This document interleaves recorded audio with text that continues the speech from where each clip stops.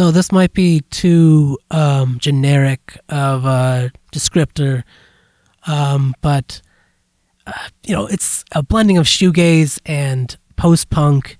There are kind of elements of like progressive rock, I guess. It does remind me both this album and the album after this album. So Skying. They both kind of remind me of like an interpretation of where Syd Barrett might have gone. It kind of did it. Well, not really. It's kind of not really. I mean, obviously, like it's kind of blending a lot of things because a lot of these things came. Well, anyway, so it does remind me a little bit of like early Pink Floyd, and even I would say mid to late 1960s Beatles, like kind of like Strawberry Fields Forever, kind of that kind of definitely elements of psychedelia, but I'm not sure. I mean, maybe I'm picking the wrong interpretation here, but like, and once again, maybe these are not good enough descriptors. Like, maybe I should be more nuanced, but I'll get that. Maybe I'll get to that in a second. But it does also have elements like indie rock, like 2000s, because it did kind of come out around that time. And I think it was like very towards the end, and even 2010s, like indie rock, that kind of like more softer rock, in which also would blend a lot of once again shoegaze and other underground band from the 90s and stuff elements, and even 80s, even like once again anyway, so like I was going to post-punk, but I've already mentioned anyway. It's very ambient at times, very the compositions can they change. There's a lot of change in the compositions, and some of them kind of are a lot longer than others. I'm just trying to blend like a bunch of other. I don't know. I mean, once again, I'm still not sure how to do this, but I hope this song like features on like a full or a complete version or a deluxe version of this album. But A Whole New Way was the first song that I listened to by the Horrors, where that I thought I was just blown away by how, and I still to this day, it's one of my favorite songs still to this day, despite being, I don't know, just I think it was like once again like 2010 or so, or it might have been even earlier. I can't remember when the fuck but I mean I was anyway. So which one? Whole New Way is very. It's kind of like a blending of like psychedelic rock with a bit of new wave, and still like I said, like still like post punk and which post punk. I mean, so punk in my interpretation is kind of like the kind of rebellious, but not usually not aimless rebellion. It's usually like messaged rebellion, if that makes sense. Like there's a message usually behind the rebellion. And then post-punk has kind of also got like a lot of artistic elements. I don't know. Art is just creative and imagination that you pull from your mind, that you put into, whatever, I don't know, whatever the fuck you want to put in your palette. Anyway, so, shoegaze is very dreamlike. Like I said, very ambient. But it's also can be very dense, and usually often is very dense. Despite being also, it's funny. It's like it's that clash of soft and loudness at the same time. Because like I mean, obviously, like My Bloody Valentine. There's like I would say it's a bit of like I mean maybe even it's like My Bloody Valentine kind of stripped back a bit, and also like Jesus and Mary Chain. Specifically kind of Psycho Candy. I'm trying to anyway, there's also like You Could Never Tell. Like a lot of these songs like this not sometimes a song or sometimes an album can just be a collection of, or kind of like a compilation of sorts of just songs around the time, like a time frame of like a year or sometimes 5. It depends on like situation. It could be longer, but or shorter, much shorter. Anyway, but sometimes there's a lot of, I gravitate towards a lot of times of very cohesive albums where like it kind of, one song kind of hits into the other one, but like the compositions are done well. So like there's a beginning and an end. They don't kind of just blend into each other. Or like with My Bloody Valentine, like when I initially like it felt like it was just one whole song, despite, but not obviously. Anyway, but in terms of like cohesion, my favorite chunk of songs would be like about the middle section. Like, do you remember? I'm just gonna think of You Can Never Tell, but that's not on that album. Sorry, I only think of you. I Can't Control Myself. Scarlet Fields. I said Strawberry Fields Forever earlier. Hopefully I said not Scarlet. Anyway, but then there's Scarlet Fields, which I think is kind of like a reinterpretation of Strawberry Fields Forever in a sense. I could be wrong. I don't know. New Ice Age is also really fucking cool. That one reminds me very much of like if Joy Division went a bit shoegaze. I guess I should also mention it's very gothic. This definitely reminds me of like a very Halloween-esque album, despite their first album also being kind of a very Halloween-esque album. But that might be what you get when you call a band The Horrors. I mean, the album cover is pretty, it's distorted. I mean, it's also, what I was going to say is like, it does remind me very much of the sound of the album. It's very distorted. There's oranges and I would say blacks, and it's very, like I said, it's what's the word? I don't know if like watercolors per se the right word, but it's like, diluted a bit. For some reason, an interpretation of the dams are working as intended.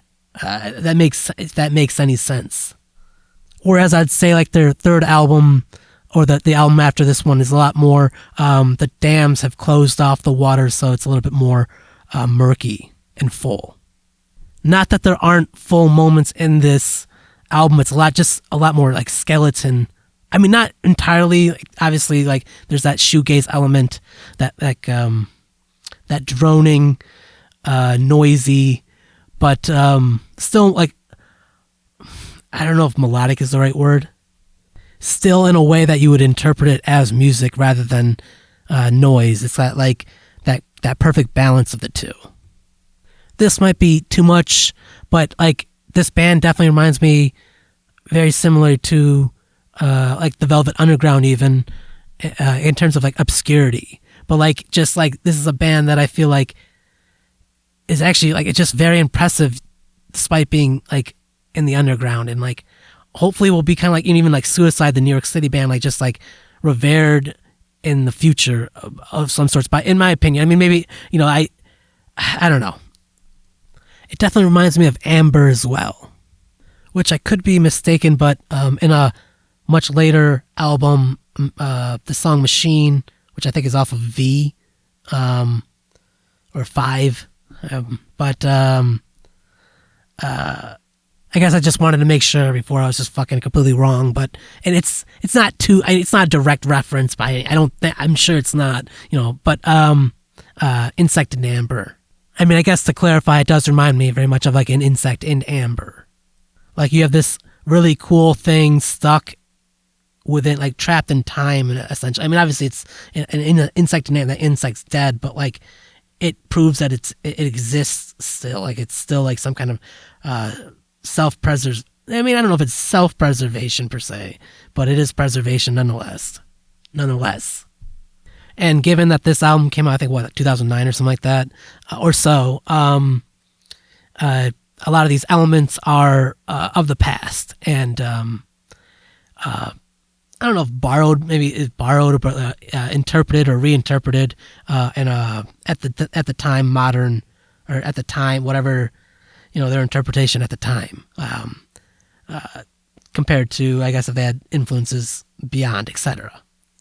I guess referring to now, which is once again like a Captain Obvious kind of statement. But anyway, compared to the first album, which is a lot more like if garage rock was like Halloween or horror based, a lot more, which it definitely had moments of like that with like the Witches, and there are other. Anyway, so this album, it's a different interpretation, I guess. A more like svelte version of is svelte version of horror, I guess. I mean, I'm definitely like interpreting or over interpreting, probably, absolutely, but it just based on the you know, if you're gonna call your band the Horrors, it's just like it's very dissonant, like svelte dissonance or dissonant svelte dissonantly. I don't, you know what I mean. That's it's just like those two kind of blending. Anyway, in terms of like a Halloween or fall element, it's a bit spooky. Like I said, it's like skeletal a bit, not as skeletal as like Skeleton Tree by Nick Cave and the Bad Seeds, but it does remind me a slight bit of like a lot of the gothic, Australian gothic bands like Bauhaus, Birthday Party, and which Nick Cave came from, I guess, or was in a part of at one point. In terms of like the spookiness, it's like a Jack Skeleton kind of svelteness, I guess. Even in terms of like the svelte is what I was referring to. Because you got like Who Can Say, it's very like prom-like, or like a dance ball. The music video might be helping that interpretation. Which also kind of reminds me once again of like a lot of like new wave stuff, which was also very dance ball or prom-like. The lengthy Sea Within a Sea, like I said, is very progressive rock. Kind of reminds me of like Pink Floyd or I mean, I consider Pink Floyd and Led Zeppelin a little bit more progressive rock. It's like this blend, or even like Queen. Like, I mean, Queen might not be, but anyway, Queen might be anyway. So it's just a very the composition just goes in like a very. I mean, I guess it's linear, but like it expands and kind of contracts. Oceans Burning off their third album, or the album after this, is kind of like another, like I guess another interpretation of that progressive rock. Like the composition, it's just kind of, you know, it's very extended. Even, I mean, almost like metal. I mean, I wouldn't say like just in terms of like how long metal is. Like there's a lot of the classic music take. Like it's just a kind of there's a lot of thought. That went into interpreting how the sounds came together, I guess, in which, especially nowadays, it's not, you know, sometimes it's just like a very quick thing. I mean, maybe it was very quick for them, but I guess like one kind of merit with like metal music is like the dedication to making very strict and demanding work, because like it just like it demands a lot of respect and talent to be able to commit to something like that. To, I guess, anybody who cares, but, you know, I'm fucking talking about something that I care about, so. Now, I'm just talking about, you know, the sound itself, not even necessarily components or elements of the lyrics, but very gloomy, and it's very dreary as well. Once again, I don't know if I'm even going to get to that. This is supposed to be just kind of a little quick thing. It's a bit lethargic, for sure. There's definitely a little bit of drama, or like a bit of like performance or acting in terms of like, you know, once again, like Who Can Say, I guess Shakespeare-esque. I mean, there could be other better playwriters, but like obviously Shakespeare is a very, you know, famous or very easy name to recognize in terms of what I'm talking about. I guess what came before movies as a better interpretation of that. To those who don't know or want me to explain better details or descriptors. Now, I don't know if I can get every song, I mean, just based on what I think it's about, but just like based on how many times I've listened to these songs, like Mirror's Image is, I think, about not wanting to be around someone, but only because it's just like, it hurts too much. It probably just like a breakup in a relationship where, you know, you just, it was not amicable. Or if it was amicable, it could have been amicable, but just still hurts that it ended. I mean, it could be a friendship. It doesn't have to be a relationship with a partner that's intimate or private, I guess. Maybe it is, though. I can't remember the fucking lyrics. Honestly, I don't fucking feel like doing that. It's just too much fucking work. I wanted this to be quick and short. I hope that I detailed it or described it the best that I possibly fucking could. If not, then I'm sorry, and maybe I'll do better next time. It also kind of reminds me of surf rock, like the Beach Boys.